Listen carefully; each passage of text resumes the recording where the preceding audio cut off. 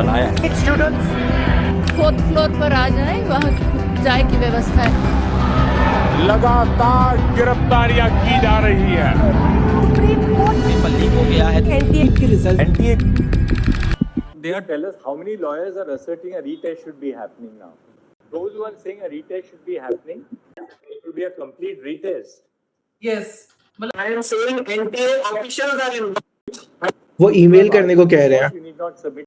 May I mention item 3.2? May I mention regarding that question only? Sorry, look. May I mention one IA regarding that question only that has come in the office report only for list. My IA may also be considered on the similar lines. Item 3.3. But on item 1, I am saying NTA officials are in. पता है हम लोग match कहाँ आ रहे हैं? कहाँ?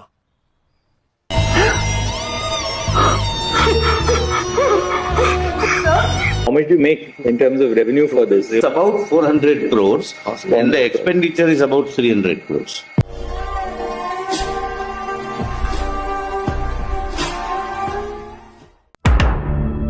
सो hello good evening everyone. So welcome to an another video. तो इस वीडियो में लोग बात करने वाले हैं कि ये पूरा जो जस्टिस हुआ, ये पूरा हियरिंग हुआ, क्या ये वाकई में एक जस्टिस था? नीट एस्पिरेंट्स को क्या वाकई में जस्टिस मिला? ठीक है, दो ग्रुप्स में लोग डिवाइडेड थे एंड एक चाहते थे नीट एंड एक चाहते थे नो रीनीट एंड एक चाहते थे रीनीट.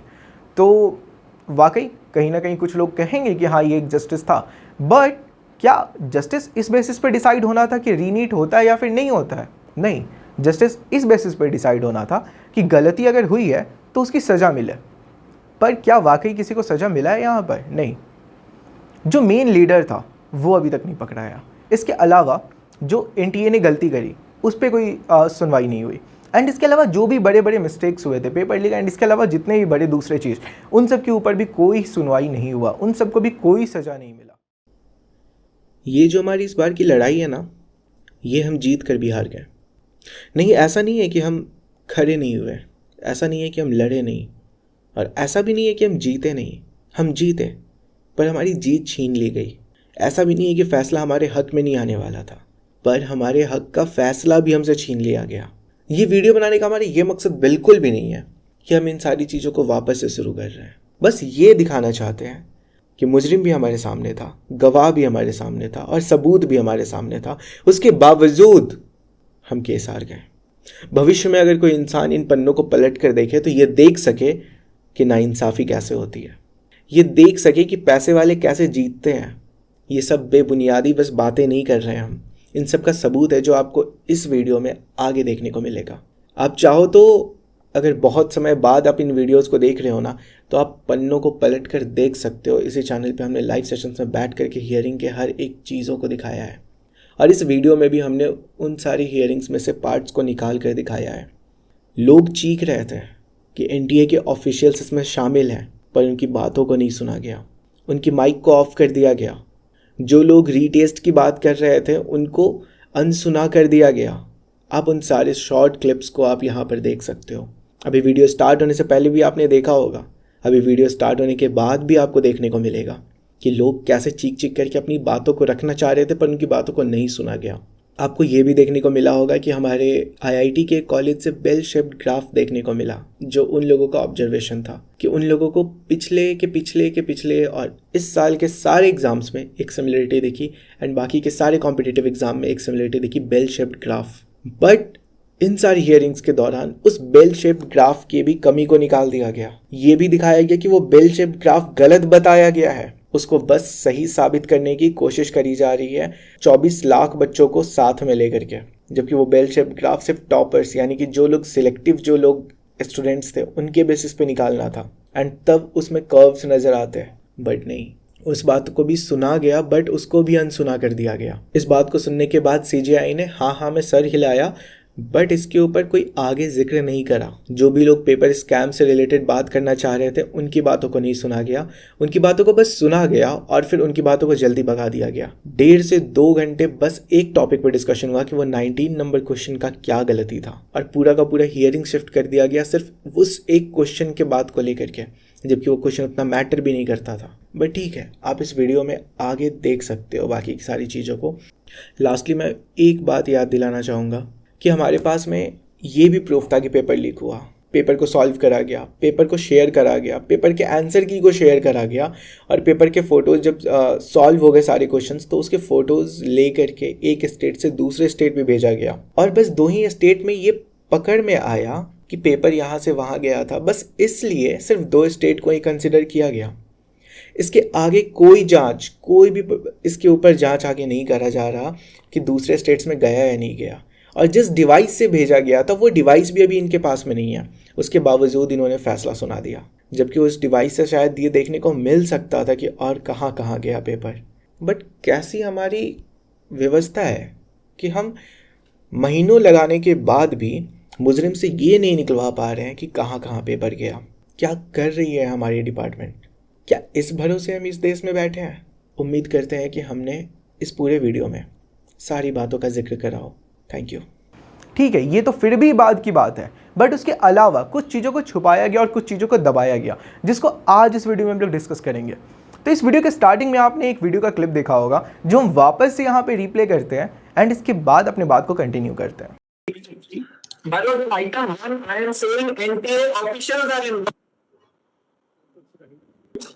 वो ईमेल करने को कह रहे हैं। You need not submit.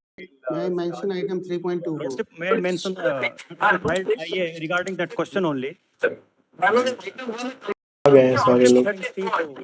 May I mention one IA regarding that question only that has come in the office report only for the list. My IA may also be considered on the similar lines. Item 3.3.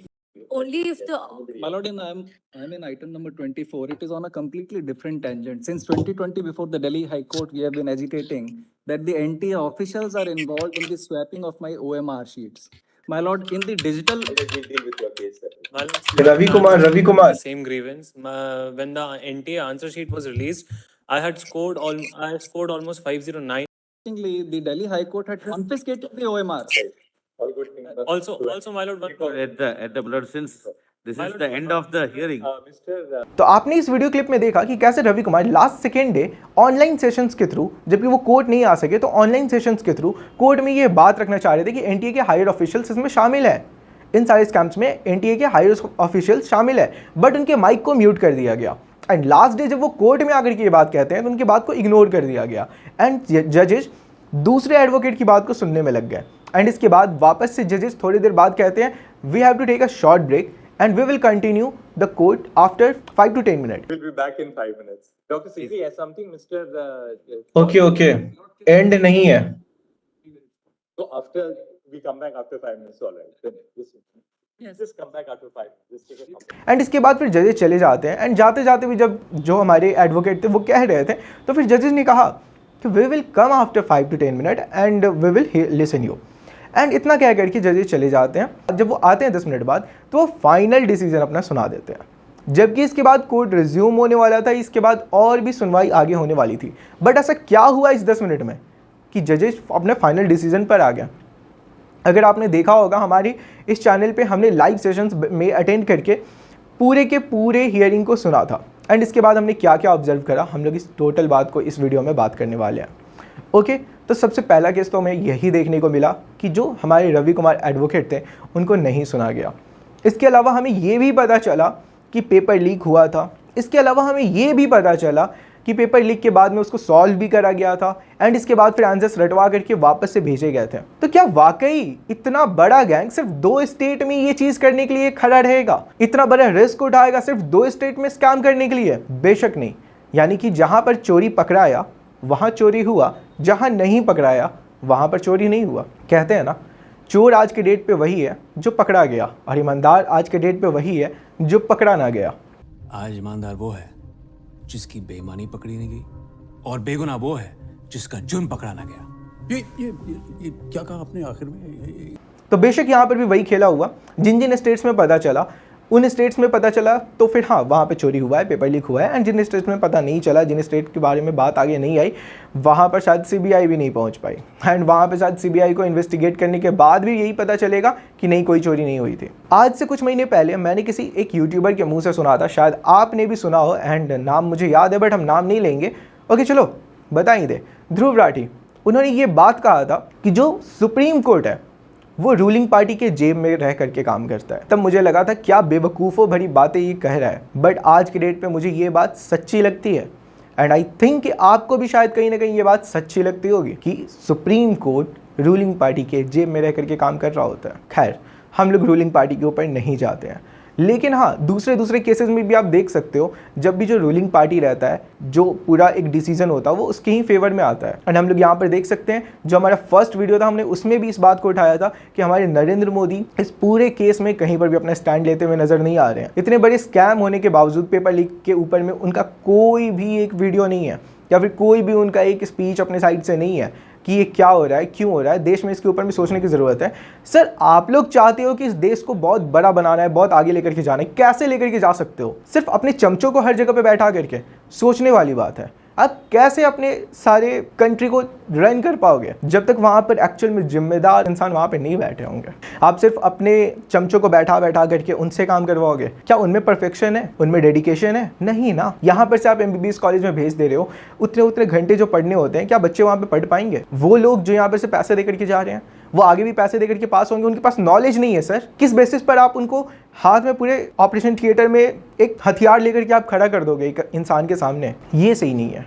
शायद हम गलत थे कि हम ये सोचते थे कि हमारे यहाँ पर के मंत्री जो हैं, हमारे यहाँ पर के जो नेता है, उनको इतनी सी बातों का समझ है, पर अफसोस उन्हें इतनी सी बात का भी समझ नहीं है। ओके, तो हम लोग और बाकी की बातों पर भी आते हैं। क्या वाकई ये पूरा डिसीजन एक तरफा था?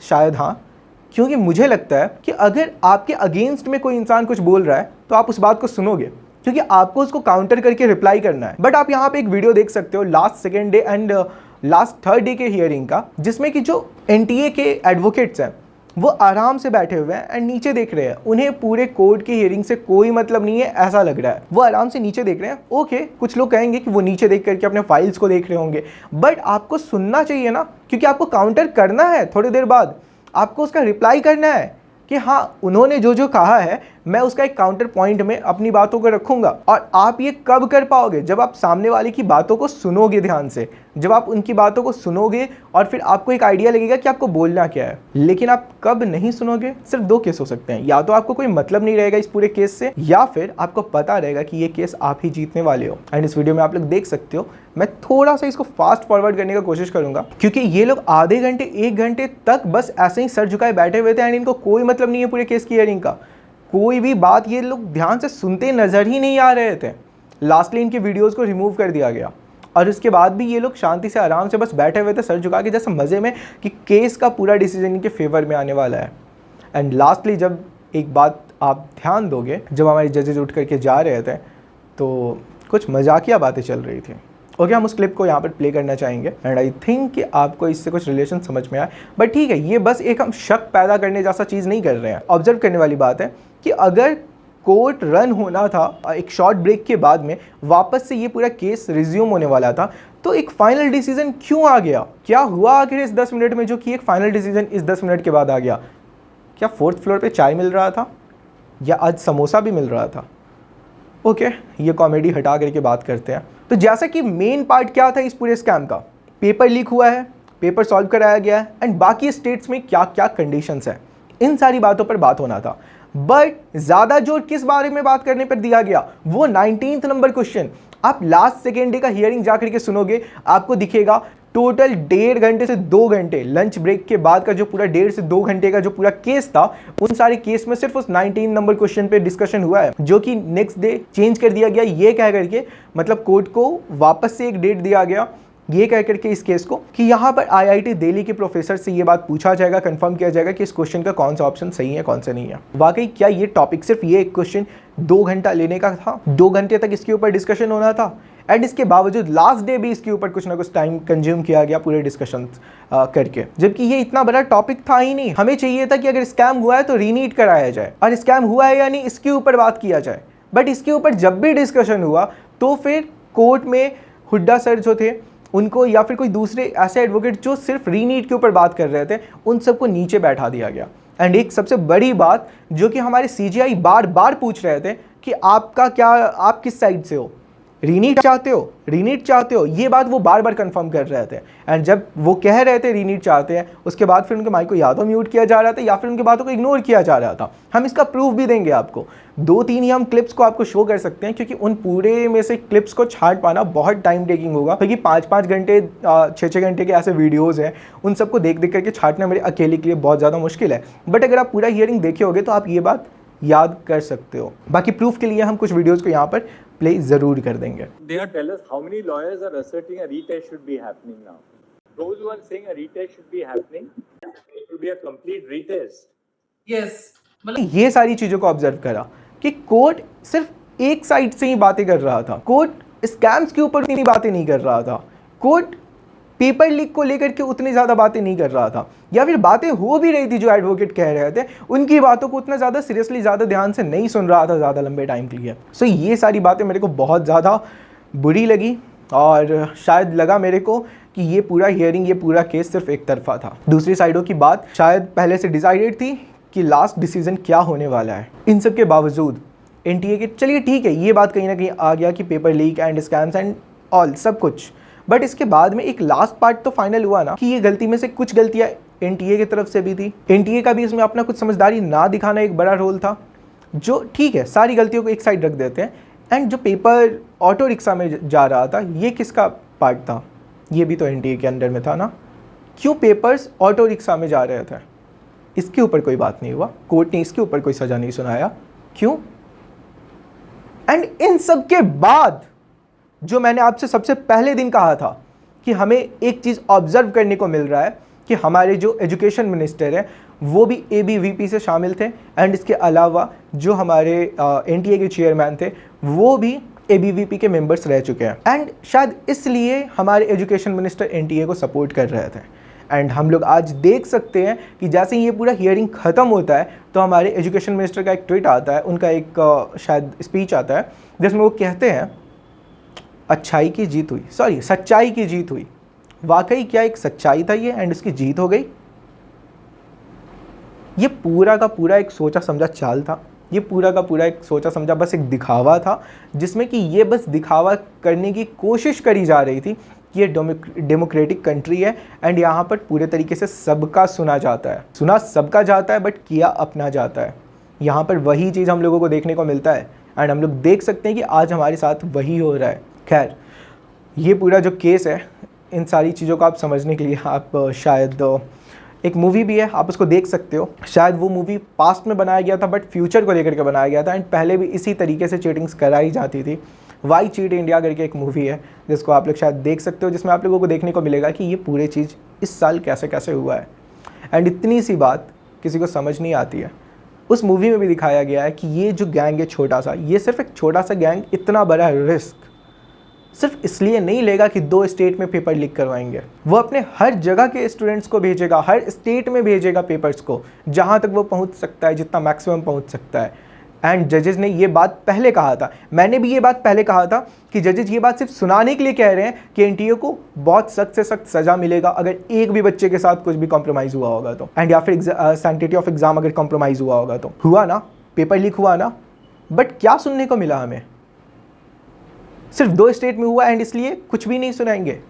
या तो फिर जिस स्टेट में जिस जगह पर पेपर लीक हुआ तो वहाँ पर तो एग्ज़ाम कंडक्ट कराते, बट वहाँ भी नहीं।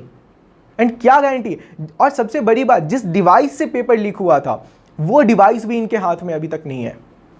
एंड इसके बावजूद वो लोग एक फाइनल डिसीजन पे आ गए, एंड इसके बावजूद वो लोग एक डिसीजन देते हैं कि रीनीट जैसा एग्जाम, मतलब रीनीट नहीं कराया जाएगा। क्यों? क्या वाकई ये न्याय है? आधी बातों को सुन करके, आधी बातों को नकार करके, आधी बातों को इग्नोर करके उसके बाद एक डिसीजन दे रहे हैं। सॉरी बट अब इंडिया शायद सेफ नहीं है। इंडिया में अब वही लोग आगे बढ़ेंगे जिनके पास पैसा है। तो अब इंडिया में एक बात हमें गलत होते हुए नज़र आ रहा है, राजा वही बनेगा जो हकदार होगा। अब इंडिया में ये नहीं है, राजा वही बनेगा जो पैसे वाला होगा। सो ठीक है, आई होप कि आप लोग इस साल पूरे तरीके से पैसे कमाने पे फोकस करेंगे। अगले साल जब ये स्कैम वापस से स्टार्ट हो रहा होगा तो आप लोग भरपूर मात्रा में पैसे देंगे एनटीए को, और इसके बाद फिर एनटीए एग्ज़ाम कराएगा। अरे नहीं, एडमिशन फॉर्म के लिए, एडमिशन फॉर्म के लिए तो पैसे देने हैं ना। 400 करोड़ उसमें से 300 करोड़ खर्च होगा और 100 करोड़ एनटीए लेगा। ये तो फिर भी साइड का है ना। और 100 करोड़ हर एक आदमी लेगा कब? जब पेपर लीक होगा। शर्म आती है इन सारी इंसिडेंट्स को देख करके। वाकई किस बेवकूफ़ी के रास्ते पर हमारा ये देश जा रहा है समझ में नहीं आ रहा है। खैर ठीक है, ये सारी बातें हटाते हैं और हाँ, जय हिंद, जय भारत, हमारा देश महान। Thank you.